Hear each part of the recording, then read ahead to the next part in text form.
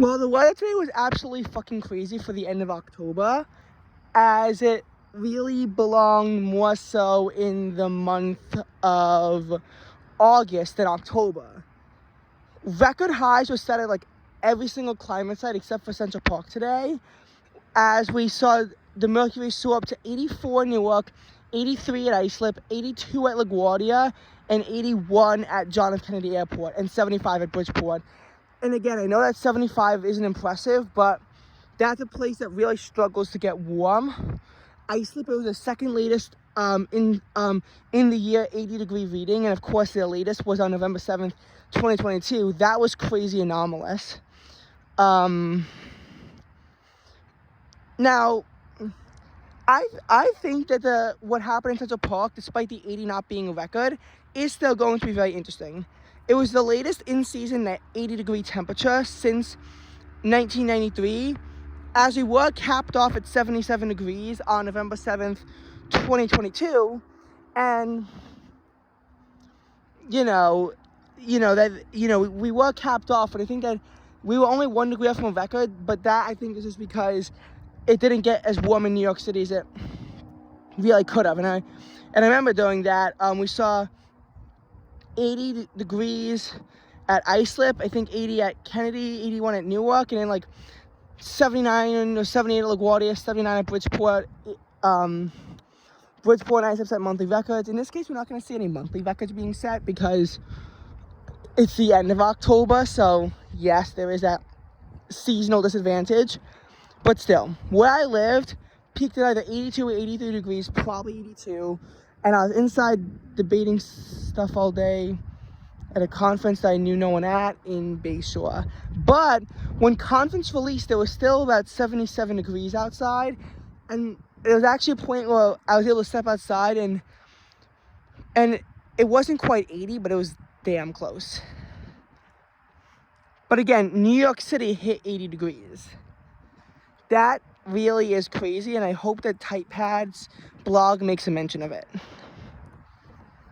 October was supposed to be a cool month when we looked at it, but it's going to be above average.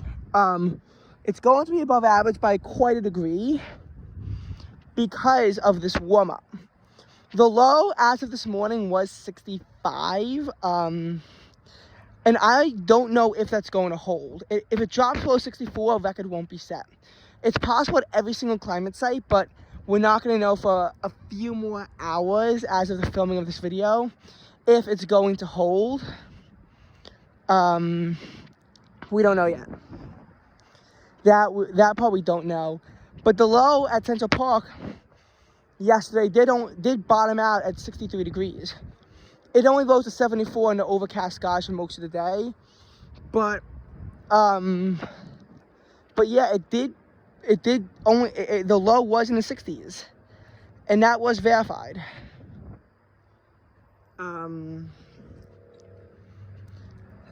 Now, I remember making my predictions back, and I know I said that 70s would happen again after October 6th, but the low in the 60s probably wouldn't. I was wrong. I was definitely wrong when I said that when it hit 83 degrees on October 4th would be the last time in season that it hit the 80s. I was wrong on that front too.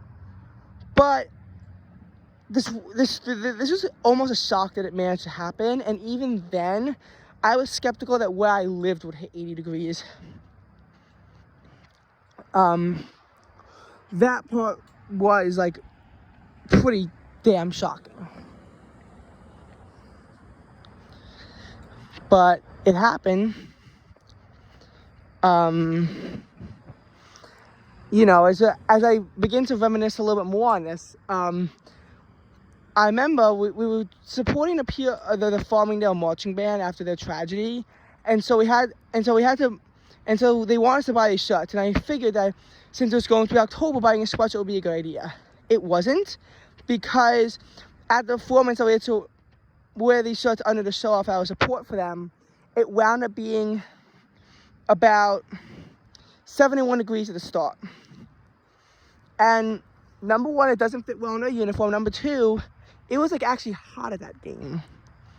I definitely had to wear shorts on my uniform, and eventually just took it off when I was able to because it was getting really sweaty in there. And normally wearing shorts at night in late October is a miserable decision, but it really wasn't. Can't tell if what a lot of people are doing on their uniforms, because we were able to just take them home. We didn't have to turn them in. But I got a feeling there were a lot more shorts than I would expect.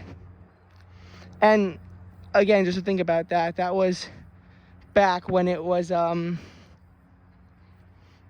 that was like, again, an October 27th performance that somehow managed to be in the 60s throughout. So yeah, that was a little bit shocking.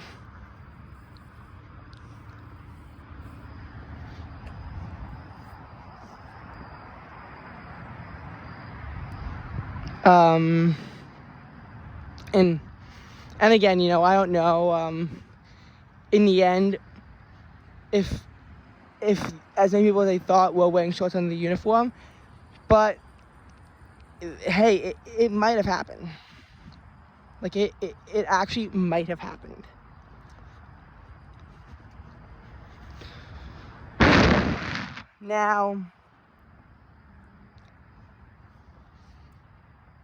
Now, we kept saying that summer was over, and it kept coming back with vengeance after that. The way 80s perpetually came back is similar to the way 40s came back to New York City after. I remember saying that, I remember being worried that the last temperature below 50 degrees of the spring would be on May 6th. Then it hit 43 degrees on May 18th. Then it hit 49 degrees on June 4th. And even though it wasn't a daily record, it was the first temperature in the 40s in June since 2000 in New York City.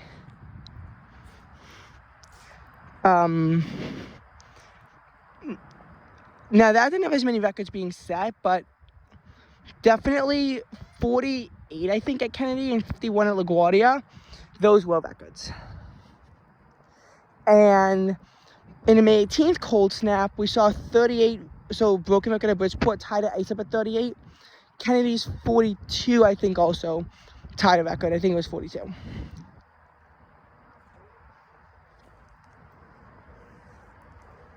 So, that was definitely a little bit interesting to see. And with the last 80s, it came back too. Because May 6th, if it held, would have been a very early date for a final reading in the 40s. I remember May 9th being one of the earliest on record, and the record is May 4th.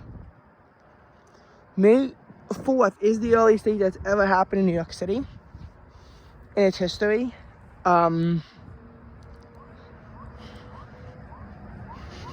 So, but then as time went on, you wound up being more at the closest to the average date. I think, it has been in recent years, it has fallen in mid-May, and then you see like a very late date. And with 80s, it mirrors that, because September 12th in New York City, it peaked at 82 degrees, I think. And then we hit 80s after that for a while. And I was thinking it could be the latest, but on average, the latest date is in early October, and we hit 80 degrees on the 3rd and 83 on the 4th. But again, it's like the comeback that makes it interesting. The comeback as to how we saw 80 degrees again on the 28th, which is today. So that was definitely very anomalous. But it's not going to hold tomorrow. So tomorrow what's going to happen is that the whatever the low temperature is winds up being today is likely what the high temperature is tomorrow. And again, like, I don't see New York City breaking new record. I see New York City falling down to 62, and that would also serve as the high on the 29th. But again, maybe I could be wrong. Maybe we will actually wind up sticking the landing on this one. Maybe we won't drop that much. And the afternoon highs tomorrow are going to be in the 50s as it's raining all day. It will briefly go back up to the mid-60s on Monday before falling down behind a cold front where we're going to see lows falling to the mid-30s and potentially even lower. Snow, while it's unlikely down here, it's going to happen further north, but it's unlikely down here. Snow still cannot be ruled out of the question. And it's always a question when you get out precipitation in the 30s. It's unlikely to stick, but then again, you still really don't know what could happen. And highs in the 40s. We have not seen a high in the 40s since the 30th of March. That I will say. We might have seen lows in the 40s stick it out crazy late. Highs in the 40s are not do the same thing. So, you know, we could see that happening again. And we'll just have to see. Eventually, it will go in the 60s again because it, kind of has to for this time of year. But will we see another 70-degree reading after this? It's still unknown. It's still an unknown variable. Yeah. And with how 70 degrees can happen in a winter, we honestly aren't going to know until 2024 begins. But I'd say it's heavily unlikely after some point in this forecast, and the monthly outlook definitely makes me think that we could see that happen. So we'll just have to see how our month of November goes. And in this last part of the video, I do want to cover some more of 2023's heavily anomalous warmth, because I think that in our area, because I think that it's an interesting topic. And yes, while we had some notable cold snaps that I'll go into briefly after this, like just looking at it, the warmest January record for the entire tri-state area, and some places also saw the hottest April on record. New York City saw record highs being tied on January 4th at 66, tied on February 10th at 61, broken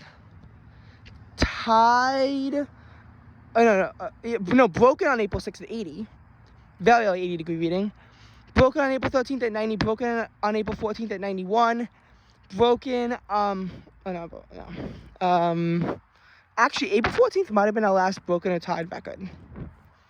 Now that I come to think about it, yeah, it actually was our last.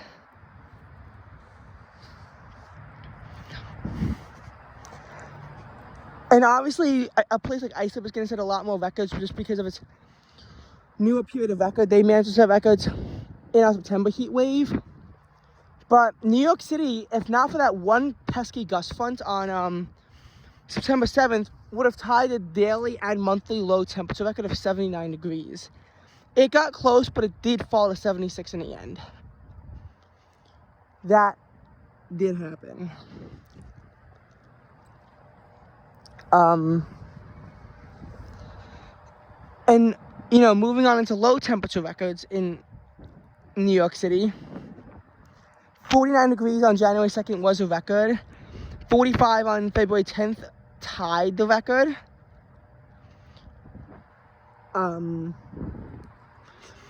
56 on February 16th not only broke the record, it was the second warmest low for the entire month of February. We saw a low of 64 on April 12th, and then 67 and 70 on the days thereafter were records. Shit, I actually forgot what I was going to say next. But, yes, that part definitely happened. When it was like in the in a temperature range And then, looking further at it, actually, I think that was it. Oh, and there's a potential for tonight. I mean, in 2023, you already see Islip and Bridgeport have the warmest ever February temperature. So that's something in it as well. And again, it's just been very off in terms of the weather. It's been anomalously warm, and I think that this could be a last showdown of that, but still was a pretty big showdown, even if it was our last.